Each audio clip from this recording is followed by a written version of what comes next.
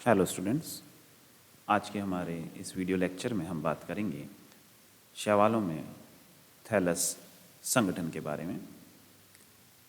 इससे पहले के हमारे लेक्चर में हम बात कर चुके हैं थैलस संगठन के बारे में और अपन ने कहा था कि जो थैलस संगठन है एल्गी के अंदर, इसको मुख्य रूप से दो भागों में बांट सकते हैं। एक यूनिसेलुलर एल्गी या यूनिसेलुलर थैलस, जिसे एक कोशिकीय थैलस भी कहते हैं, और दूसरा मल्टीसेलुलर यानी बहुकोशिकीय थैलस। यूनिसेलुलर थैलस के बारे में अपन पिछले लेक्चर में बात कर चुके हैं। इस लेक्चर में हम बात करेंगे मल्टीसेलुलर एल्गी या बहुकोशिकीय एल्गी के बारे में। जो एल्गी का बहुकोशिकीय थैलस है, इसे अपन पुनः चार भागों के अंतर्गत बांट सकते हैं या चार भागों में बांट करके अध्ययन करेंगे। पहला जो भाग है वो कहलाता है आपके कॉलोनियल, ठीक है, या अपन जिसे अपन कह सकते हैं निवही, ठीक है, निवह के रूप में जो पाई जाती हैं एल्गी, उन्हें अपन कहते हैं कॉलोनियल एल्गी या कॉलोनियल थैलस। नेक्स्ट फॉर्म है आपके फिलामेंटस, तंतु में शैवाल जिसे अपन कहते हैं। नेक्स्ट फॉर्म है आपके पैरेन्काइमेटस, जिसे अपन कहेंगे मृद उत्तकीय शैवाल। और चौथा जो रूप है वो कहलाएगा आपके साइफिनेशियस फॉर्म ऑफ थैलस, जिनके बारे में अपन आगे चर्चा करेंगे। तो इस लेक्चर की जो शुरुआत है वो हम करते हैं कॉलोनियल फॉर्म ऑफ थैलस से, यानी कि जो निवही रूप में थैलस पाया जाता है उसके बारे में बात करते हैं अपन। इस प्रकार का जो हैबिट है, जो स्वभाव है, वो कैसे आता है।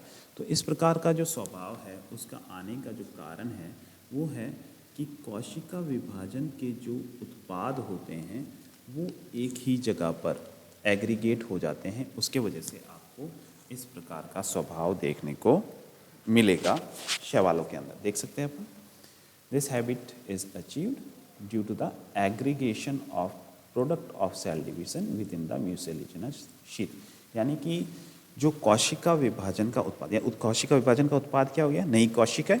तो जो नई कोशिकाएं बनेंगी वो एक ही श्लेष्मीय आवरण के अंदर एकत्रित रहेंगी, एग्रीगेशन होगा, और उसी के वजह से जो आपके कॉलोनियल हैबिट है या अपन कह सकते हैं जो निवही स्वभाव है वो अपने को देखने को मिलेगा एल्गी के अंदर, ठीक है।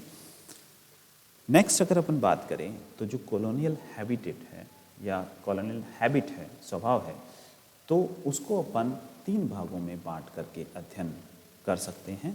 एक सिनोबियम कॉलोनी, सिनोबियम है, ये हो गया यहाँ पे, बी कर लें इसको। एक होती है सिनोबियम कॉलोनी, एक पामेलॉइड कॉलोनी और एक डेंड्रॉइड, ठीक है। सबसे पहले बात अपन चर्चा करेंगे सिनोबियल कॉलोनी या सिनोबियल निवह के बारे में।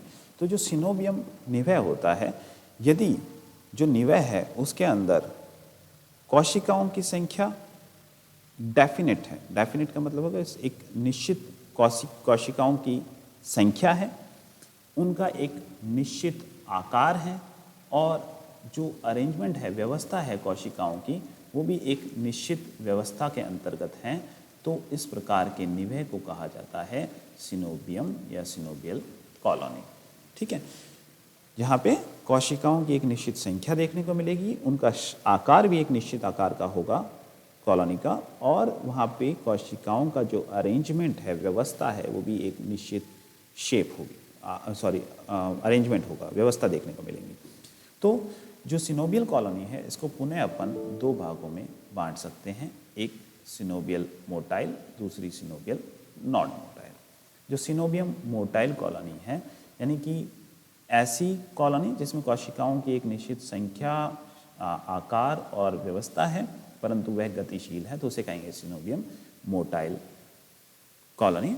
और यहाँ पे जो सेल्स हैं, कोशिकाएं हैं, वहाँ कशाभिकाएं उपस्थित रहती हैं, और सारा का सारा जो सिनोबियम निवह है वो एक साथ व्यवस्थित रूप से, ठीक है, गति करता है। किसके वजह से?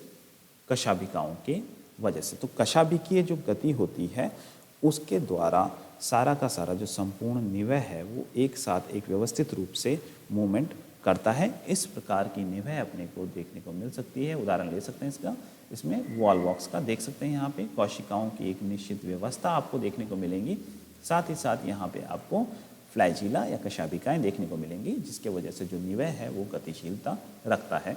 नेक्स्ट जो कैटेगरी है वो कहलाती है नॉन मोटाइल, अगतिशील निवह, अगतिशील सिनोबियम निवह अपन कह सकते हैं। यहाँ पे जो कोशिकाएं होती हैं उनके अंदर किसी भी प्रकार की फ्लैजिला उपस्थित यानी कशाभिका उपस्थित नहीं रहती हैं, और कशाभिकाओं की अनुपस्थिति के कारण ये अगतिशील होती हैं। उदाहरण ले सकते हैं अपन हाइड्रोडिक्टियन, चित्र की सहायता से भी देख सकते हैं। यहाँ पर किसी भी प्रकार की कशाभिका उपस्थित नहीं है, परंतु जो कोशिकाओं की व्यवस्था है वो एक निश्चित व्यवस्था के अंदर उपस्थित है, इसलिए इसे कहेंगे सिनोबियल नॉन मोटाइल कॉलोनी। नेक्स्ट जो टाइप है आपके कॉलोनियल या निवही प्रकृति का, वो कहलाता है पामेलॉइड। यहाँ पे जो कॉलोनी है वो सामान्यतः मोटाइल या नॉन मोटाइल हो सकती है। इसे हटा लें। यहाँ पे जो कोशिकाओं की नंबर है या अपन कह सकते हैं उनका आकार है या उनकी व्यवस्था है, वो एक निश्चित व्यवस्था में निश्चित रूप में नहीं होती। So there is no definite size, shape and arrangement of cell. तो कोशिकाओं का एक निश्चित आकार, आमाप और व्यवस्था देखने को नहीं मिलती है इस प्रकार के निवह में, इसलिए इसे कहते हैं पामेलॉइड टाइप ऑफ कॉलोनी। ठीक है, पामेलॉइड टाइप का निवह। और उदाहरण इसका ले सकते हैं अपन टेट्रास्पोरा से, देख सकते हैं चित्र के माध्यम से। जो म्यूसिलेज है उसके अंदर कोशिकाएं व्यवस्थित हैं, परंतु इनका कोई निश्चित आकार नहीं होता, जैसा अपने को वॉलवॉक्स और हाइड्रोडिक्टियन में देखने को मिलता है।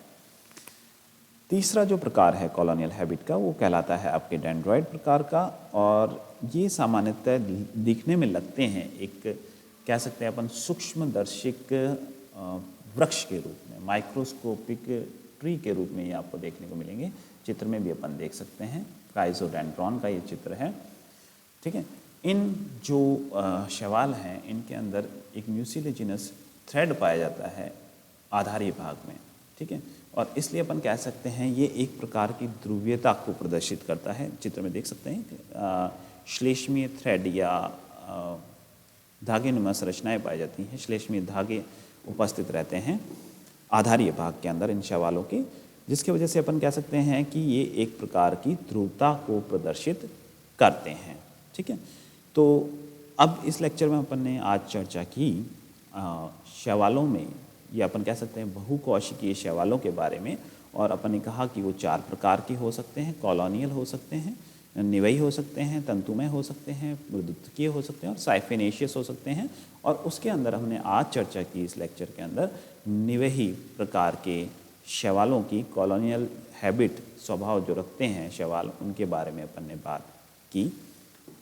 धन्यवाद। नेक्स्ट लेक्चर के अंदर हम बात करेंगे फिलामेंटस, पैरेन्काइमेटस और साइफिनेशियस प्रकार की हैबिट की। धन्यवाद।